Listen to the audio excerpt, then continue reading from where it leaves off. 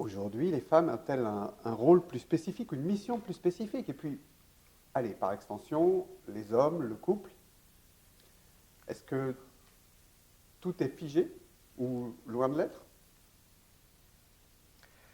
Alors le monde change, ça c'est une donnée qu'il n'est pas question d'escamoter, on va dire. Il y avait un rôle qui semblait assez défini et assez hiératique au départ, hein, entre l'homme et la femme.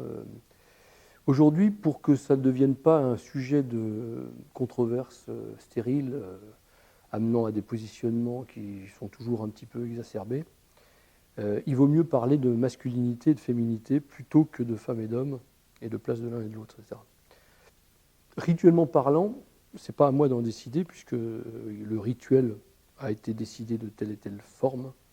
Et si un jour il y a un réformateur, il donnera les arguments pour pouvoir réformer. Mais sur le plan de l'importance qu'on en doit accorder à la femme, puisque c'est ça qui est souvent mis en cause, savoir qu'on ne lui a pas donné la place qu'elle méritait, ceci et cela, j'ai beaucoup de bémols à mettre sur le passé. On a une tendance à mettre le passé dans une espèce de gris noir, un petit peu d'ignorance et des abus, masculins d'ailleurs, et puis qu'aujourd'hui ça irait mieux. J'en suis pas certain. Et je pense même que les anciens, quand on les étudie bien, avaient une très haute opinion de la femme. Je parle pour la tradition islamique notamment, hein, parce que les problèmes qu'on attribue à l'islam comme étant des problèmes justement d'équilibre entre ces deux notions, on les a trouvés avec saint Paul bien exacerbés dans des textes que vous connaissez, on les a trouvés un peu partout. Donc c'est quelque chose qui est vraiment planétaire, ce rapport-là, ça ne caractérise pas une tradition, même si une tradition a gardé plus fortement les empreintes de ça, parce qu'elle elle a moins subi la modernité, etc.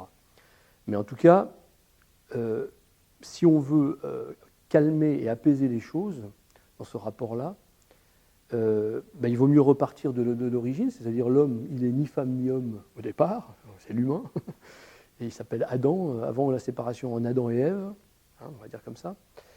Et donc ça veut dire que chaque être en lui-même comporte cette double réalité. Après, on est habillé, je dirais, par la nature d'une apparence qui nous met en rapport plus accentué vers, je sais pas, quelqu'un qui produit des hormones, des phéromones, et ceci et cela. Mais il n'empêche que comme le monde a changé et que les fonctions ont changé, et que des femmes ont été obligées, par les événements, de prendre des fonctions masculines, et inversement, du coup, des hommes ont été obligés de se rediriger vers des fonctions qui étaient plutôt féminines, tout ça est à revoir. On parle régulièrement des questions de l'héritage en islam qui n'est pas égal entre l'homme et la femme, etc., mais parce que la société n'était pas organisée de cette manière-là. Et donc on ne pourra trouver de solution, non pas en contestant les textes, mais en rentrant profondément dans la nature du texte, pour aller chercher l'esprit du texte, parce que Dieu n'est pas... Il n'est ni contre les hommes ni contre les femmes.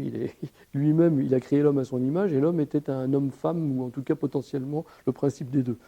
Donc sous ce rapport-là, s'il a parlé, c'est dans sa parole qu'on trouvera la solution, et elle viendra.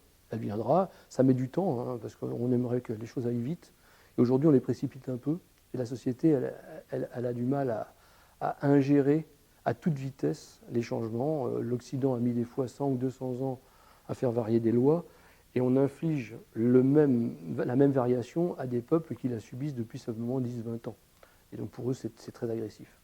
Et c'est pour ça qu'il faut savoir avoir une posologie dans toutes ces questions-là, il me semble. En tout cas, il n'en reste pas moins que l'homme aime son partenaire, a besoin d'un miroir. Et vous savez qu'en arabe, le mot mar'ou ou mar'a, qui veut dire le mari ou la femme, vient de la racine mir'a, qui veut dire le miroir. C'est un jeu de miroir. On ne fait que se contempler soi-même, si on comprend bien qui est le soi, dans l'autre. C'est pour ça qu'on doit aimer d'ailleurs son propre frère comme soi-même. Et par contre, il est demandé d'aimer Dieu plus que tout. Merci beaucoup pour cette belle réponse. Merci.